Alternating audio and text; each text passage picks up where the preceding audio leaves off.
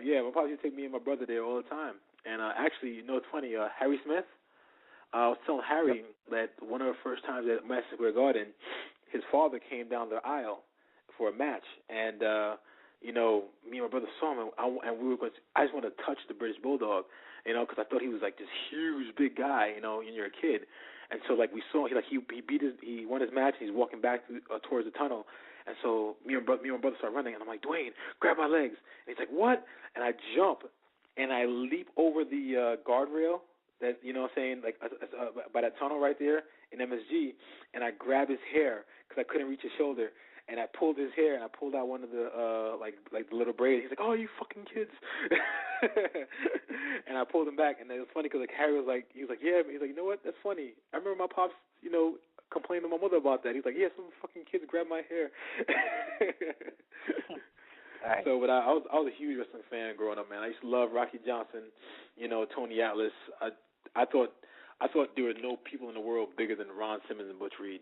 And when I first saw them, I was a little kid, and you know, they walked by, and I was like, oh my God, you know, they're huge, you know. So, but yeah, I was a huge wrestling fan growing up. All right. So, WWF or the NWA? I know you're in the WWF territory, but did you reach down to the NWA? You know what's funny? We got to see TNT late night, and we see WCW. We never got to see NWA.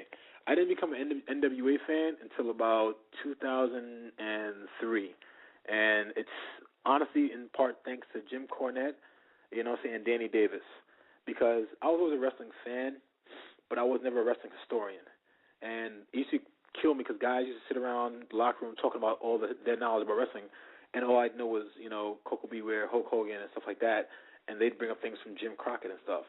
But Jim Cornette and Dan Davis actually sat me down and gave me some tapes to watch, and I literally watched things. I watched the entire trilogy between the Horsemen and Dusty Rhodes, and you know, I was literally amazed by it because I had never seen none of that stuff, you know.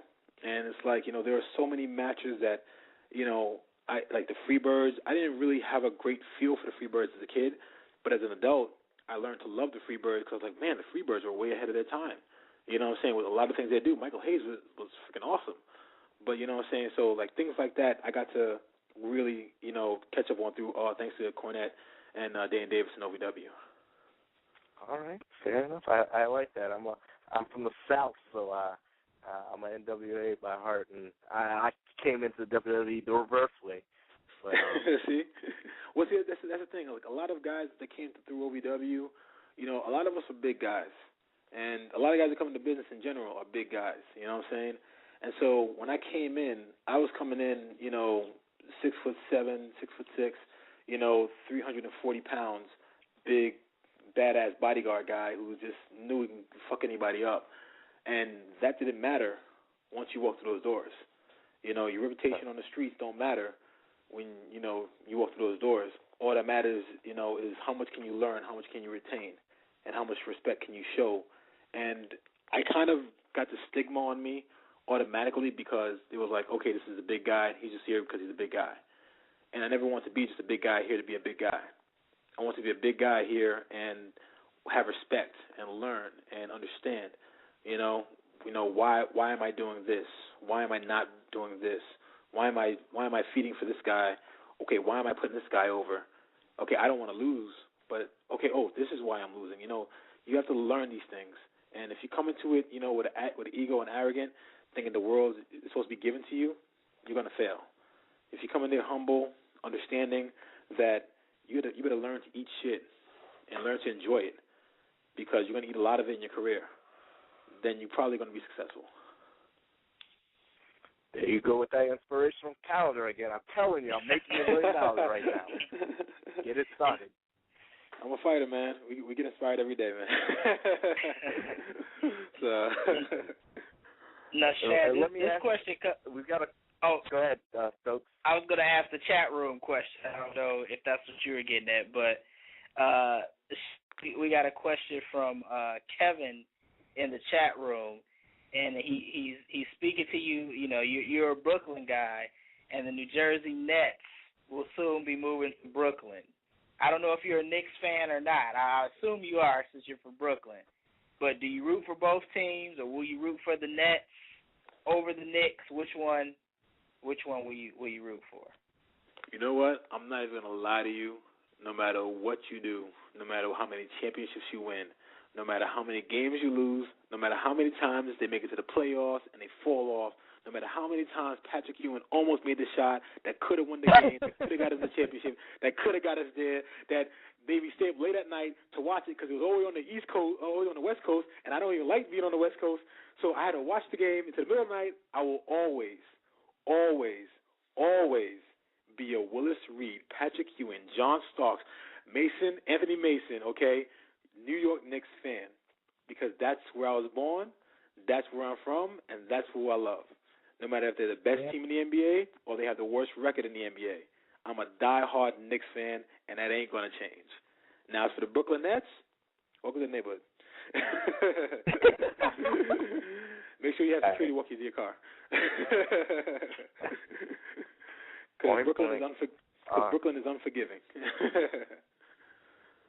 Man, oh man, you're getting in the chat room from Don, best HTR guest ever, and it seems like we've kind of exploited your time here. We appreciate every single moment here.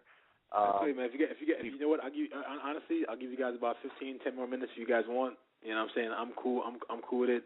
If I ever have a problem with somebody I don't want to talk to them, I tell them I don't want to talk to them. Honestly. I'm a pretty chill guy. I like that. You keep it 100. I like it. Actually, John had another question from the chat room. Earlier, John had posted he wanted your thoughts on how come JTG got to enter the Royal Rumble twice, but you never got to. I mean, I can't really speculate and say, oh, this is why, that's why. You know, I always know that when I was with the company, Vince was very protective of me, which, you know, I really, really thank a lot because, you know, we always had a really good, like, even now, I still have a good relationship with him, Johnny, anybody there, you know, and Vince was very protective of me. And, you know, bumping me, like I'm not an unseen, unobvious guy. You know, you see me coming a mile away.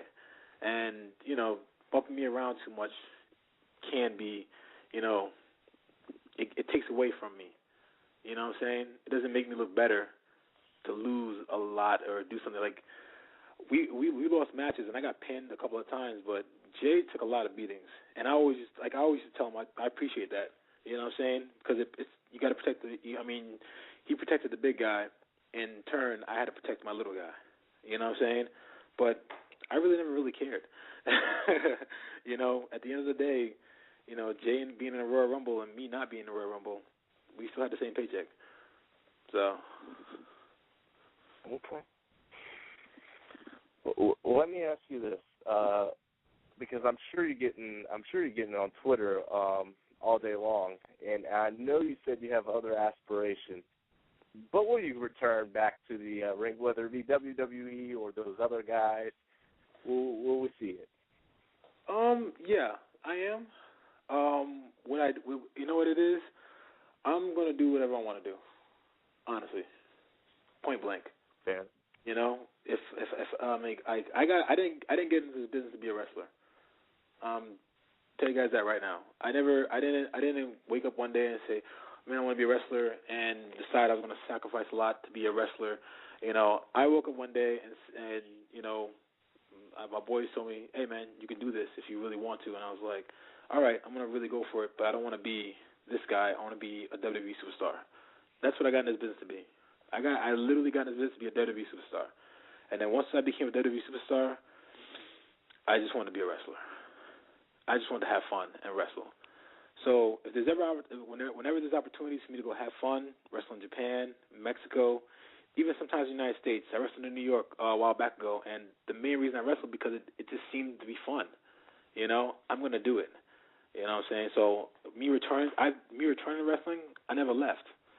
But I'm just going to do it on my time when I want to enjoy it. If me going back to WWE is going to be enjoyable, then yeah, I'll be right there up front. You know what I'm saying? Reaching for the brass ring. You know, knocking people's hands away as I reach for it. All right. And we jump around all the time, so no worries. So far you're stuck with us. But you talk about fun. I want to go back real quick here, your days bodyguard for Mike Tyson, where at that time I'm guessing he was still the baddest man on the planet, but now we see him in a comical route. Did you see that then when you were with him?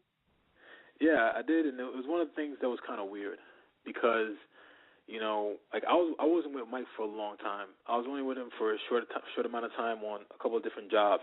And the thing is, I grew up a huge Mike Tyson fan, being from Brooklyn, and I used to box at Gleason's gym. You know what I'm saying? So I grew up a huge Mike Tyson fan. And it was one of those things where, I saw him and I was like, I'm a fan, but as a bodyguard, I can't be a fan. I have to be a bodyguard. And for a while, he thought I didn't like him until finally, he was like, one of the other guys gave him the egg. He was like, man, Beast loves you, man. He's awesome. He thinks you're awesome, And so finally, I got more relaxed around him. And Mike's a great guy. He's honestly one of the most loving guys you probably ever meet. The only problem is, when you have such a big heart and you wear it on your sleeve, you show it to everybody, and people always try to manipulate and use that, And it's a sad thing that in my belief, there are more good people in the world than there are bad, but there are also more, bad people willing to manipulate by any means necessary. All right. So. Man, oh man.